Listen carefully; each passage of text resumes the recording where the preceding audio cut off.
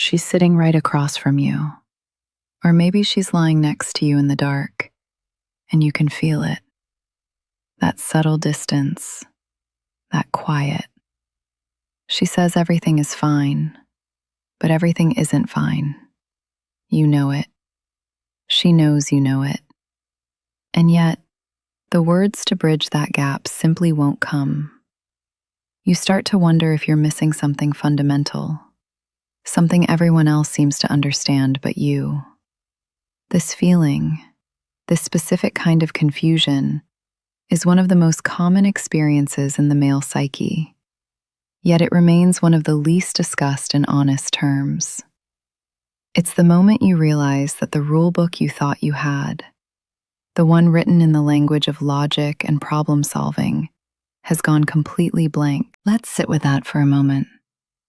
The frustration, the slight sting of rejection that isn't really rejection, but a kind of emotional static. You've tried asking direct questions, offering solutions, giving space. Sometimes those things work, but often they seem to make the gap wider.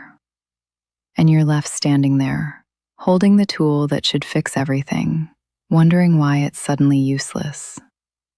The reason your tool isn't working isn't because the problem is too complex. It's because you're trying to fix a radio with a hammer. You're applying physical logic to an emotional architecture. To understand the gap, you have to understand the landscape it exists within.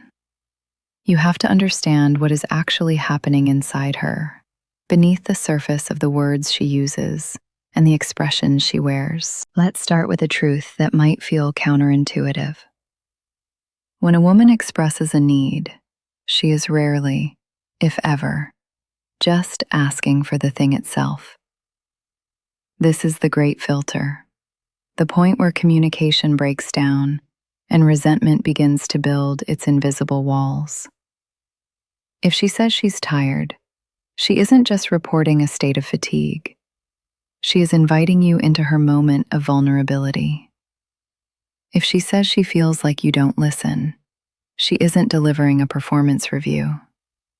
She is expressing a fear that her internal world is invisible to you. The request for a chore to be done, a date night to be planned, or even for you to simply put your phone down, is almost never about the phone. It's about the hierarchy of priorities the phone represents. Think of it like this. Imagine her emotional world as a complex, living ecosystem. It has tides, seasons, and weather patterns. A logical mind wants to map it, to predict it, to install a drainage system for when the tides get too high. But you can't drain an ocean. You have to learn to navigate it. The first step in navigation is understanding depth. And depth here means understanding the primary drivers beneath the surface. We can loosely group these drivers into two interconnected categories, but the secret is that they are not separate at all. They are two sides of the same coin, and that coin is connection. The first driver is the need for emotional security. This isn't about feeling safe from physical harm, though that's a baseline. This is about feeling safe to be emotionally exposed. It's the quiet assurance that she can show you the parts of herself she doesn't like, the parts she's ashamed of, the chaotic, unpolished, raw parts, and you won't flinch. You won't try to fix them. You won't tell her she shouldn't feel that way. You will simply witness her. This is the psychological equivalent of holding space. It is the most profound gift you can offer, and it costs absolutely nothing but your presence. When a woman feels emotionally secure, she can relax. Her nervous system can finally come offline from its low-grade hum of scanning for threats, for judgment, for the withdrawal of love. And when she relaxes, something remarkable happens. She opens. She opens physically, she opens emotionally, and she opens to you in ways that logic could never command. But here's what most people don't realize. This security is not built through grand gestures. It's not built on lavish vacations or expensive dinners. Those are fun. They are appreciated. But they are the decorations on the house, not the foundation. The foundation is built in the micro moments. It's built in the way you look at her when she's telling a story about her day. Are you looking at her, or are you looking through her while you think about what to say next? It's built in the way you touch her as you walk past. Is it absent-minded, or is it a deliberate, warm acknowledgement of her presence? It's built in the way you handle her anger. Do you meet it with your own defensiveness? Or do you have the strength to stay calm, to let the storm pass, and to see the hurt that's usually hiding underneath the anger? Let's pause on that for a second, because anger is a crucial piece of the puzzle. In many relationship dynamics, a woman's anger is treated as an enemy, as something to be quelled or avoided. But a skilled behavioral analyst sees anger differently. In the vast majority of cases, a woman's anger is simply the bodyguard of sadness. It is a secondary emotion, a protector. Something hurt her first. Maybe it was a feeling of being unimportant. Maybe it was a wave of loneliness while sitting next to you on the couch. Maybe it was the crushing weight of carrying the mental load for the household, the invisible list of appointments, birthdays, and chores that never seems to leave her mind. The hurt comes first, a soft, vulnerable target. Then, because vulnerability feels dangerous, the psyche dispatches anger to guard it. Anger is loud. Anger pushes people away. Anger protects the soft core from being hurt again. If you fight the anger, you prove to her that the protector was necessary. But if you can see past the anger, if you can stay steady and say, "I can see you're really upset. Help me understand what's hurting you," you are not fighting the protector. You are respectfully asking to speak to the one being protected. And when that happens, when the sadness is finally seen and held without judgment, the anger has no job left to do. It evaporates. This leads us directly to the second driver, which is the need for desire and pursuit. This is the one that gets misunderstood most often. A lot of men, having learned the lesson about emotional security, think they now need to be a perfectly stable, predictable, safe rock. And while that rock is necessary, a rock alone is a stone. It's inert. A relationship is a living thing, and living things need energy, motion, and heat. The need for desire is the need to feel seen as a woman, not just as a person, a partner, or a mother. It's the need to feel that you are still a pursuer, that you still see her, that she still occupies a primal space in your imagination. This isn't about incessant compliments or performative flirtation. It's about a quality of attention. Let's look at a realistic example. A couple is at a party. They know everyone there. They are comfortable. The man spends the night talking to friends, having a good time. The woman does the same. On the surface, a perfect, balanced evening. But on the drive home, she's quiet. He asks what's wrong. She says, "You didn't look at me tonight." He's baffled. He was next to her half the time. Of course he looked at her. But she didn't say he didn't see her. She said he didn't look at her. There's a world of difference. She's talking about a specific kind of glance, a look that cuts through the noise of the party and says, "In this room full of people, you are still the one I see." You are still my choice. It's a look of quiet, confident desire. It's a micro moment of pursuit. It takes 1 second, and its absence can echo for hours. This is the kind of attention that makes a woman feel alive in her femininity. It's the opposite of the functional, logistical gaze that often dominates long-term relationships. The gaze that sees her as the person who handles the school run or pays the bills, rather than the person you once crossed a room to meet. When these two drivers, security and desire, are met, something alchemical happens. A woman can relax into her receptivity, and receptivity is the gateway to her deepest physical and emotional expression. This is where the physical needs come into focus, and they are far more complex than simple physiology.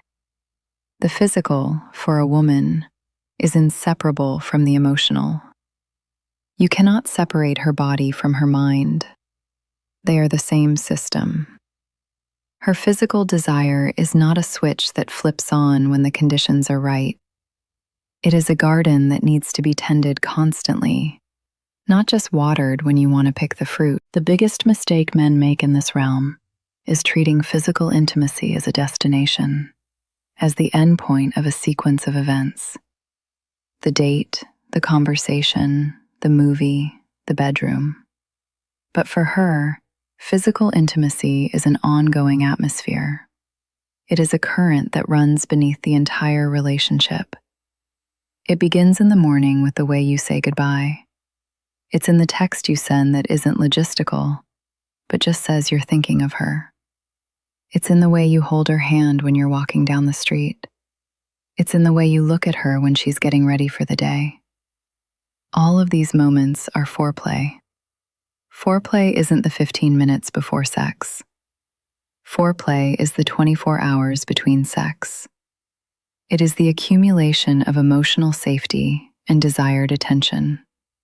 When that accumulation is consistent, her body can naturally begin to open and respond. When it's not, when the connection is frayed or taken for granted, her body will not cooperate. No matter how skilled the technique, her body will protect her. It will shut down the garden because it senses the environment is not safe for blooming. This is not a choice she makes. It is a biological, psychological response. Now let's shift into a slightly darker, more mysterious space. There is a layer beneath even these drivers. A layer that psychology is only beginning to fully articulate. It has to do with the feminine relationship to power and surrender. For a woman to feel fully alive, she must be able to surrender.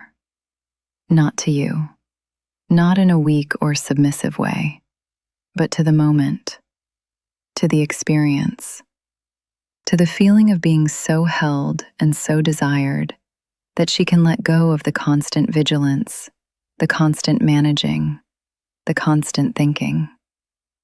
This surrender is the ultimate release. It's where true intimacy lives. But here's the catch.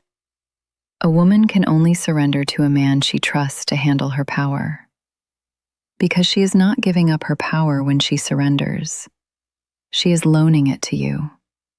She is placing her vulnerability, her ecstasy, her very being in your hands for a moment, trusting that you have the strength and the awareness to hold it, to honor it, and to give it back to her enhanced. If you are threatened by her power, if you need her to be small so you can feel big, she will sense it instantly. Her body will read you as unsafe, and the gates will close. You will never experience her full depth. You will only ever get the version of her that is protecting herself from you. But if you can hold your own center, if you can be a man who is comfortable with his own strength and therefore unthreatened by hers, you become a safe harbor for her full expression. You become the one person in the world with whom she can be completely, utterly, and powerfully herself. And that is the most addictive, binding force in the universe. It's not about being a dominant force over her. It's about being a grounded presence with her. Let's bring this into a practical behavioral focus. How do you build this? How do you become this harbor? It starts with a fundamental shift in attention. Stop listening to the words for the literal meaning and start listening for the emotional frequency beneath them. When she complains about her boss, she isn't usually asking for a strategic plan to deal with him. She is venting frustration. She is asking you to join her in the feeling of frustration, to validate that her struggle is real. She is asking for an ally. Your role isn't to be her consultant. It's to be her partner in the foxhole. Say, "That sounds incredibly frustrating. Your boss sounds like an idiot." That's it. That's all. You have just given her emotional security. You have validated her reality. You are on her team. Later, if she asks for your advice, she will say, "What do you think I should do?" That is your cue to switch modes. Until then, your only job is to be present with her in the feeling. Another practical key is to cultivate what you might call a double vision. See her for who she is right now, the woman in front of you, who might be tired, frustrated, or messy. And simultaneously, hold a vision of who she was at her most radiant, who she is striving to become, the version of her that exists in her highest potential. This is not about being delusional or trying to change her. It's about seeing her completely. When she is in a low moment, your unwavering belief in the woman she can be, held alongside your compassion for the woman she is right now, is a force of almost magical power. It calls her forward. It reminds her of herself when she has forgotten. This is what it means to be a mirror that doesn't distort. And then there is the physical manifestation of this understanding. Touch her in a way that isn't always transactional. Don't just touch her when you want sex. Don't just touch her when you want her to move out of the way. Touch her for no reason at all. Let your hand rest on the small of her back as you pass. Tuck a piece of hair behind her ear while she's reading. Trace a line down her arm while you're watching TV. These touches are not requests. They are statements. They are statements of connection, of ownership in the most loving sense, of the simple pleasure of feeling her skin. They build the atmosphere. They keep the current flowing. They remind her body on a cellular level that it is seen and cherished. And when the current is flowing, when the garden has been watered all day, the move toward deeper physical intimacy is not a bridge you have to build. It is a door that is already open, waiting for you to walk through together. This brings us to the suspense shift, the hidden variable that most people miss entirely. It's about your own internal state. A woman's emotional and physical response is not just a reaction to what you do. It is a deep, subconscious resonance with who you are. She is an empath by nature, a reader of energy. You cannot fake being centered. You cannot pretend to be confident. You cannot hide your own anxiety or insecurity. She may not call it out, but she will feel it. It will make her nervous system uneasy. It will make her feel like she has to take care of you, to manage your emotions. And the moment she feels like she has to manage you, she cannot relax into her own femininity. The roles reverse. She becomes the grounded one, and you become the one who needs security. This is the fastest way to kill desire. Desire flows downhill. It flows from a place of strength to a place of receptivity. It does not flow uphill. If you are constantly seeking her validation, constantly needing her reassurance, constantly looking to her to fill a void in yourself. You become a son, not a partner. And a woman cannot surrender to a son. This is the deepest work. The work of becoming a man who is whole on his own. A man who has his own purpose, his own mission, his own unshakable sense of self. When you have that, you don't need her to complete you. You want her to complement you. And there is a universe of difference between need and want. Need is a hunger that depletes. Want is a desire that enriches. When you approach her from a place of wholeness, you have nothing to take from her. You only have something to share. And that is the safest, most attractive thing in the world. She can feel that you are not a black hole for her energy. You are a sun. You give warmth and light, and she can orbit you freely, without fear of being pulled in and consumed. Let's walk through a composite example to see all of this in motion. Imagine a woman named Sarah. She's had a brutal day.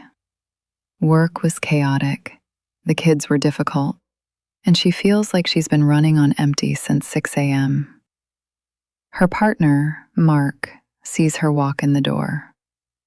His first instinct, the logical hammer, is to ask, "What's wrong? How can I fix it?" But he's learned a different way. He sees the tension in her shoulders, the tiredness in her eyes. He walks over, puts his hands on her shoulders, and just pulls her into a hug. He doesn't speak. He just holds her. For 10 seconds, 20 seconds. He feels her body slowly start to release, to soften against him. This is emotional security in action. He's not asking for a report. He's providing a harbor. Later, after she's changed and decompressed, they're making dinner together. He's chopping vegetables. She's at the stove. He looks over at her, not a quick glance, but a real look. He says, "You know, you're beautiful when you're focused like that." It's not a cheesy line. It's an observation. It's a statement of desire. He's not asking for anything in return. He's just telling her what he sees. That's the look across the party. That's the micro moment of pursuit. He's reminded her that in this domestic, functional moment, he still sees the woman, not just the co-chef. After dinner, they're on the couch. He's not on his phone. He's present. She starts talking about the day, about the specific frustrations with a colleague. Mark listens. He doesn't interrupt. He doesn't offer solutions. He just nods, makes eye contact, and says, "God, that sounds exhausting." It's like you have to fight for every little thing. He's validated her. He's joined her emotion. She feels heard. The tension in her jaw, which had started to creep back, releases again. The current is flowing. The garden is being watered. Later, when they go to bed, the physical intimacy that happens isn't a separate event. It's the natural culmination of an entire evening of connection. There's no awkward transition, no performance anxiety. It's simply the next step in a conversation that has been happening all day with their eyes, their hands, and their presence. This is the blueprint. It is not complex in its execution, but it is difficult in its demand for consistent, conscious attention. It requires you to be awake in your own life. It requires you to put down the phone, to look up from your own distractions, and to truly see the woman in front of you. It requires you to be strong enough to hold her anger without becoming defensive, to be secure enough to handle her power without feeling diminished, and to be present enough to hear the need beneath the words. This is not a set of tricks.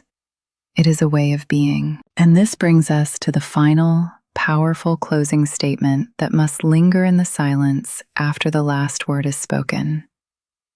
The deepest need a woman has is not to be understood, though that is profound. It is not to be desired, though that is vital. It is to be seen so completely, held so safely, and wanted so genuinely that for the first time in her life, she feels no need to hide. Your mission, should you choose to accept it, is to become the man who makes that level of safety possible. And in doing so, you will not only uncover the hidden truths about her, you will uncover the hidden truths about yourself. You will find that the key to her deepest chambers was always a mirror, reflecting the man you had the courage to become.